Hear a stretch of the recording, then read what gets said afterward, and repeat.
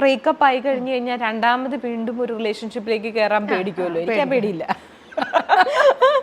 അങ്ങനെ നമ്മളെന്തിനാ ഒരാളുടെ നിന്ന് മോശം അനുഭവം ഉണ്ടായെന്ന് വെച്ചിട്ട് ലോകത്തിലുള്ള എല്ലാവരെയും നമ്മൾ ഡിസ്ട്രസ് ചെയ്യേണ്ട കാര്യമില്ലല്ലോ. അപ്പം അത് അവരുടെ സ്വഭാവം അവർ നമുക്ക് കാണിച്ചു തന്നു, അത്രേ ഉള്ളൂ. നമ്മൾ അതിൽ നിന്ന് ലേൺ ചെയ്തു മുന്നോട്ട് പോവുക എന്ന് വെച്ചാൽ നമുക്ക് എല്ലാവരോടും നമ്മൾ വിശ്വാസക്കുറവ് കാണിക്കേണ്ട കാര്യമില്ല. സൗഹൃദങ്ങളെ കുറിച്ച് സാന്ദ്ര തോമസിന്റെ ഡെഫിനേഷൻ എന്തായിരിക്കും അങ്ങനെയാണെങ്കിൽ? എനിക്ക് അങ്ങനെ വലിയ സൗഹൃദങ്ങളില്ല. അതിന്റെ കാരണം ഞാൻ ഈ പറയുന്നത് പോലെ കുറച്ച് ഇൻഡിപെൻഡൻറ്റും കുറച്ച് ബോസിയും കുറച്ച് എന്താ പറയുക കുറച്ച് സ്ട്രോങ് വുമൺ ആയതുകൊണ്ട് തന്നെ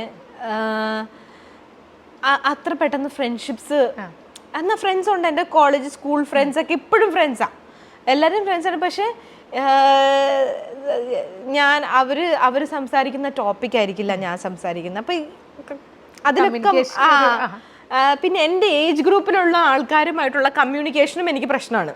പുതിയ ഇറങ്ങിയ ഓരോ സാധനങ്ങളെ കുറിച്ച് പറയുമ്പോഴും ഇത് പറയുമ്പോഴൊക്കെ എനിക്കതൊന്നും പറയാനില്ല, വേവ് ലെങ്ത് കിട്ടില്ല. എനിക്ക് കൂടുതലും ബിസിനസ് റിലേറ്റഡ് കാര്യങ്ങളാണെങ്കിലും ഒക്കെ അത് അപ്പൊ എനിക്ക് കൂടുതലും ആണുങ്ങളോടാണ് കൂടുതലും സംസാരിക്കാൻ എനിക്ക് വൈബ് കിട്ടുന്നത്.